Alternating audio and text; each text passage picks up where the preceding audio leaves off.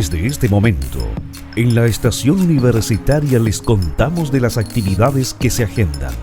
Espectáculos, deporte, música, cultura y exposiciones. Agenda.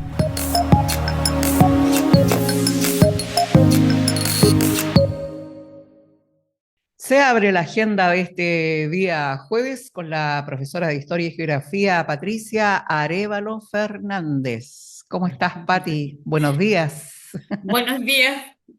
Aquí al lado de la playa con un frío horrible. Yo creo que es Oye, nosotros aquí también, de verdad, Pati, bueno, tenemos 17 grados, hoy sí que sí, se sintió. Por fin ya podemos decir de que estamos en época de invierno, bueno, el 21 de junio se supone, ¿no? Que ya entramos a la sí. cambio de estación, como se dice. Pero seguimos pensando que nuestra ciudad siempre va a ser la ciudad de la eterna primavera, porque si nos ponemos a comparar con el resto del país, la verdad es que no estamos todavía con la estufa y ¿no? con todo Sí. lo que tiene que Hay que ver. dar las gracias en realidad que todavía no estamos para estufa, pero Sí, llega un momento del invierno en que sí, y entonces en todas las casas aparecen los calentadores, lo ¿no? que nunca antes se había visto en Arica. Bueno, y también recordaremos de que no existía esto, ¿no? De que todas las casas tuvieran un califón, ¿ah? Se Ah, permitía sí. bañarse con agüita natural, como se dice. Bueno, tantas cosas, ¿no? Que han cambiado y que nos cuesta de pronto imaginarnos cuando pasamos por cierto lugar y Sí, cuando le dicen a uno, oye, fíjate que aquí había un ojo de agua, fíjate que aquí veníamos a sacar los berros sí. y aquí veníamos a jugar, nos tirábamos piqueros. Estamos hablando de este lugar, ¿no? Que en específico, ¿dónde estaba ubicado? Bueno, estamos hablando de las chimbas o Las las chimbas. chimbas, ¿no? Era un terreno que estaba, que cubría, ¿cierto? Desde el humedal, pasando por donde ahora está el Parque Centenario, ¿no? Ujú, Y continuaba al otro lado del río, ¿no? Pero la parte que nos interesa está vinculada a lo que hoy es Velázquez, ¿no?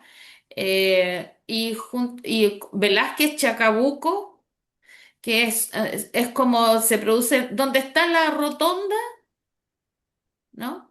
Eh, ahí hasta allá llegaba la importancia de la chimba como un lugar donde se producía agricultura, había ganadería, y estos ojos de agua permitían además otra labor importante en la época, que era la labor de las lavanderas. ¿No? Había un ojo de agua que era muy ujú, grande, ¿no? Que era conocido como la aguaíta. Hay una foto en mm, el libro de las chimbas donde se puede ver, ¿no? Que hay una familia disfrutando, es casi una laguna, ¿no?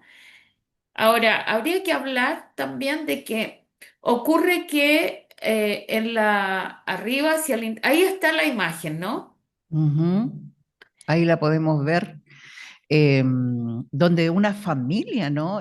Porque Sí, uno puede pensar de que está ahí en la ribera de un río, hasta se puede pensar que es la playa, pero no. sí.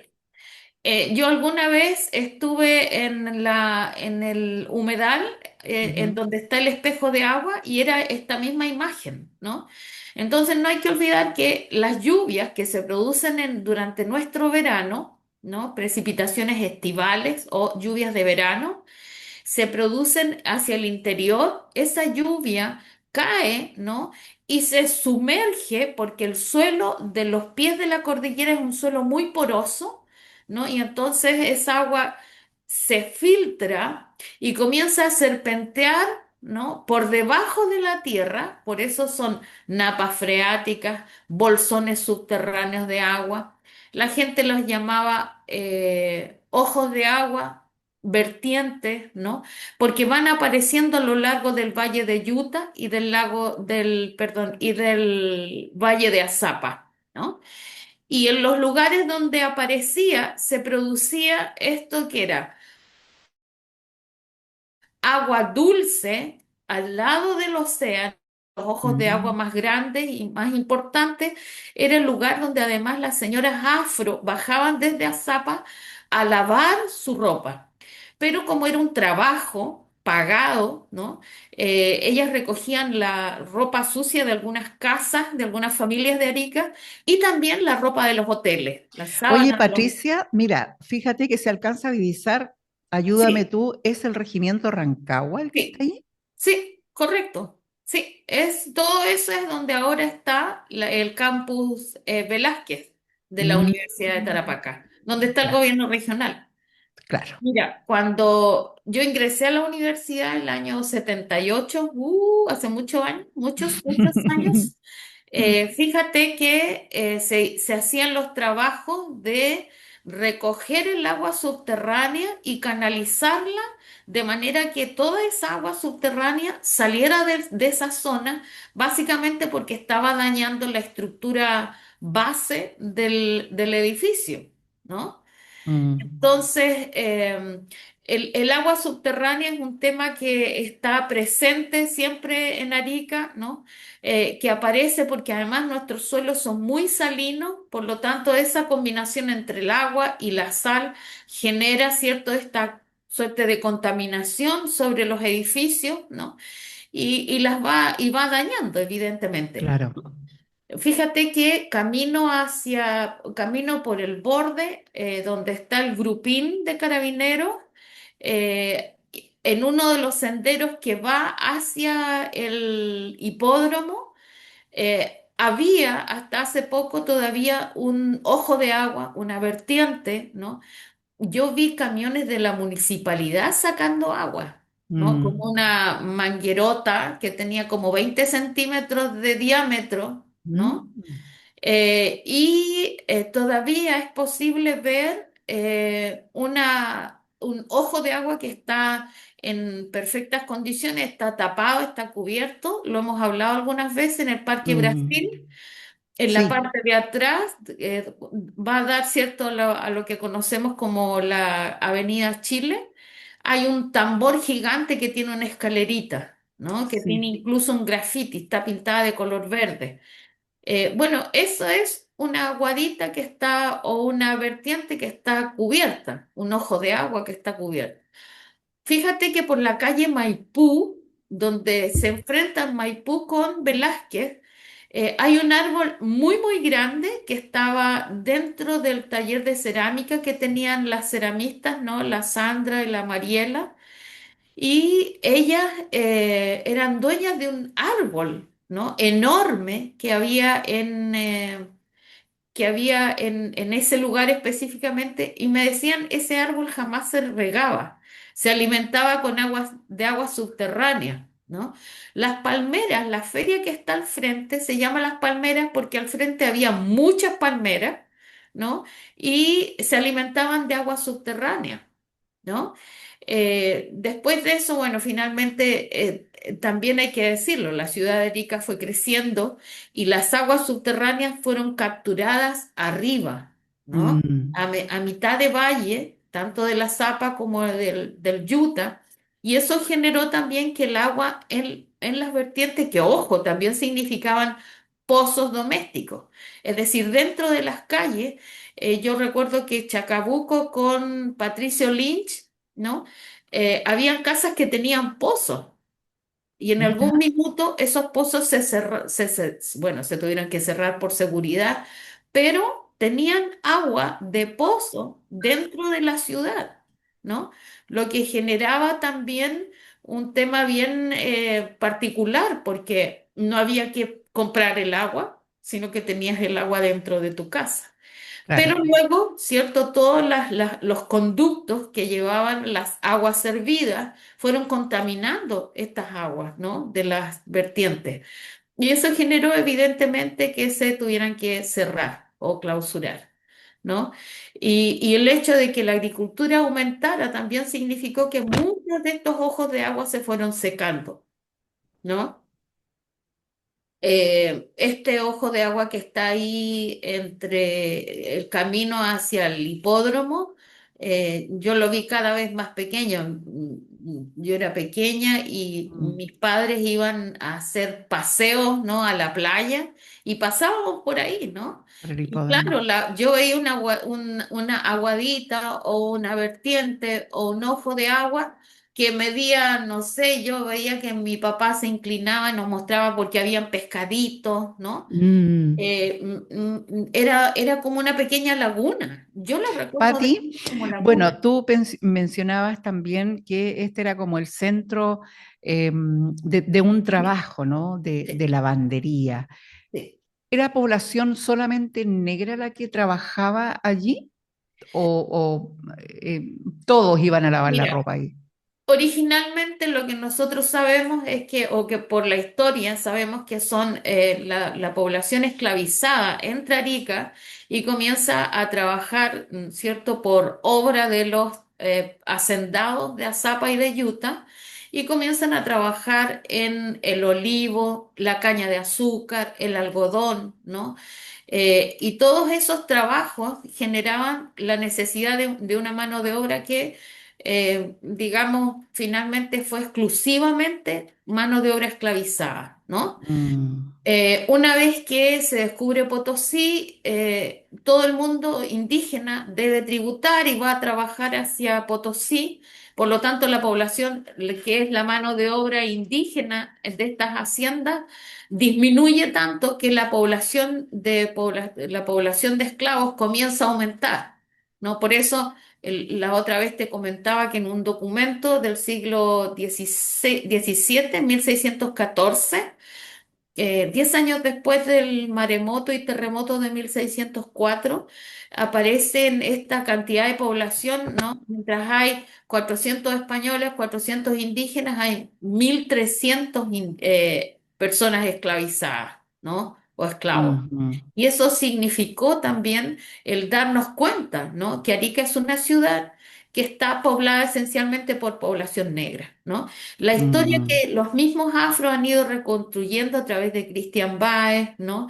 El trabajo que se hizo sobre las chimbas, que también menciona mucho la población afro que vive lo que ocurre es que desde los valles, ¿no? Una vez que son libertos, tenían que buscar trabajo, ¿no? Algunos siguieron trabajando dentro de las haciendas, pero en otros casos, al ser libertos, buscaban una forma de vivir más cómoda, ¿no? claro, Y eso significó bajar hacia la ciudad, ¿no? Algunos se hicieron cargo de parcelas que producían verduras, frutas, ¿no? La caña de azúcar, la chancaca, el guarapo, todo eso bajaba desde el Valle de Azapa, ¿no? También el vino que venía desde Aucípar.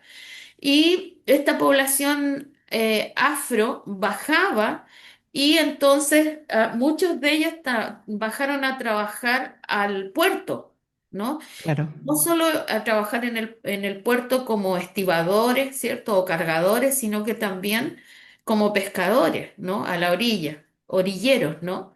Y entonces, bueno, cuentan estos recopiladores de historias afro que los afros bajan y se instalan en la calle Maipú, ¿no? Que era la calle Atahualpa. ¿Te acuerdas que hablamos de los nombres de las Claro. calles la otra vez? Ujú. Bueno, la calle Atahualpa se transforma en la calle Maipú, que era una calle que los afros conocían como la calle Lumbanga o el territorio Lumbanga. Lumbanga es una palabra que viene de Mozambique que quiere decir caserío, ¿no? Después de una investigación que Mm, hace Christian Baez. Y lo ujú. interesante es que nosotros tenemos, por lo tanto, hay un trabajo que se hizo sobre la vida licenciosa de Arica, ¿no? Y se reconoce que también la calle Lumbanga era el lugar donde se vendía alcohol, donde habían algunos prostíbulos, ¿no? Entonces la calle también estaba, diríamos, estigmatizada y eso también genera Mm. de una manera u Oye, otra. Patti, Sí. qué pena, qué lamentable, ¿ah? Que se le haya quitado el nombre de calle Lumbanga, porque hasta el día de hoy podría haberse llamado así. Bueno, lo que hizo la comunidad afro fue que la plaza que está enfrente se llama Plaza Lumbanga, ¿no? Mm, Y sí, Pero bueno, mira, siempre existe esa posibilidad. Hay que pensar que las autoridades muchas veces, el otro día hablaba con uno de los arquitectos que trabaja en la municipalidad y me decía que no entendía por qué habiendo tantos nombres bonitos en Arica, las calles de la población era calle Uno, dos, 1, tres, calle 2, claro. cuatro. Entonces me comprometí Sí, con él a hacerle una lista de claro, nombres, ¿no? De gente claro. importante o de historias importantes con un Exacto. sustento histórico, de manera que la gente sepa por qué, porque también las calles tienen nombres, pero nadie sabe por qué se llama de esa manera. Exacto, y es lo que habíamos conversado en algún programa, Patti, el por qué.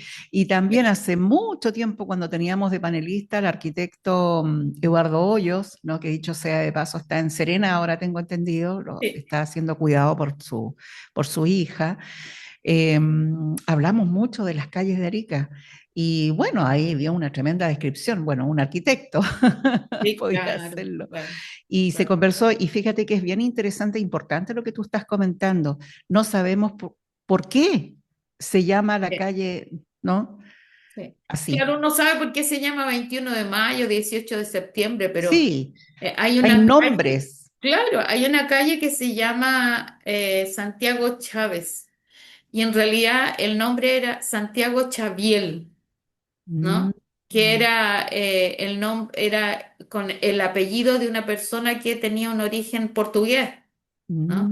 Y mm. entonces, bueno, y entonces cuando hablamos de portugueses, hablamos de trata de esclavos, ¿no? Ah, claro. Porque son los portugueses los que mueven en los barcos, ¿no? A la población Es africana. que siendo Arica tan pequeñito, ¿no? Estamos siempre haciéndonos cuadros mentales, tratando de imaginarnos cuando, incluso tú hablaste alguna vez de piratas, venían barcos, ¿no? Sí. Siendo una ciudad pequeña, bueno, era un puerto, que lleguen estos barcos importantes desde Portugal, donde llegaban, ¿verdad? Los esclavos, como dices tú. Y, y es como empezar a armar toda una imagen. Tú hablas la calle Lumbanga, pasaban por ahí, las carretas que llegaban con la fruta desde Azapa, igual. O las mujeres afro que bajaban con la fruta y la verdura todos los días. Y hay una descripción muy bonita porque se dice que la bajada, ¿cierto?, por la calle Maipú es porque Mm, vienen directo desde arriba, ¿no? Y toman 18, lo que hoy es 18 de septiembre, claro, llegan hasta lo que era el Lazareto, que ahora está ahí la Universidad Santo Tomás, y de sí, ahí bajan hacia la calle Maipú. Maipú, que era Lumbanga, o el terreno o el territorio Mm, Lumbanga. Y entonces esa bajada era de las mujeres con sus burros que traían las cargas en las angarillas, angarillas que eran hechas con totora, con cordelería, ¿no? Que también hacía la población afro, ¿no?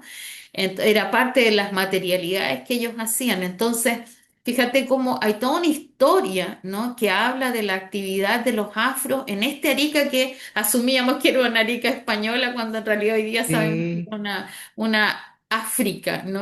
Como dicen algunos abuelos claro. afro, que esto no era Arica, esto era África, ¿no? Oye, Patti, lo último, nos quedan muy poquitos minutos, pues yo creo que vamos a tener que tener una segunda parte el próximo jueves. Em, eh, ¿Por qué esta población se instala en Azapa? Bueno, lo primero es que los hacendados, los hacendados importantes españoles están entre Azapa y Chaca. Las grandes haciendas españolas están entre Mm, Azapa y Chaca, ¿no?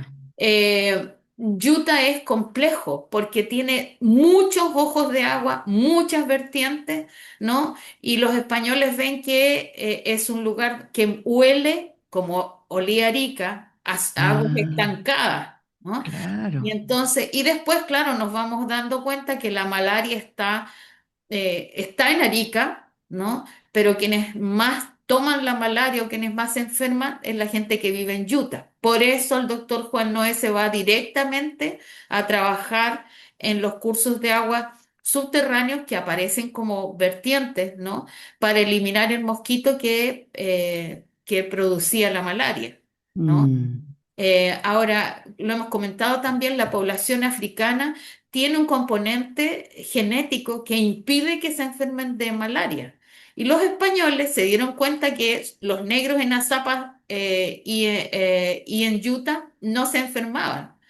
Por lo tanto, a partir de ese momento comienzan a llevar a toda la población de esclavos hacia Utah, ¿no?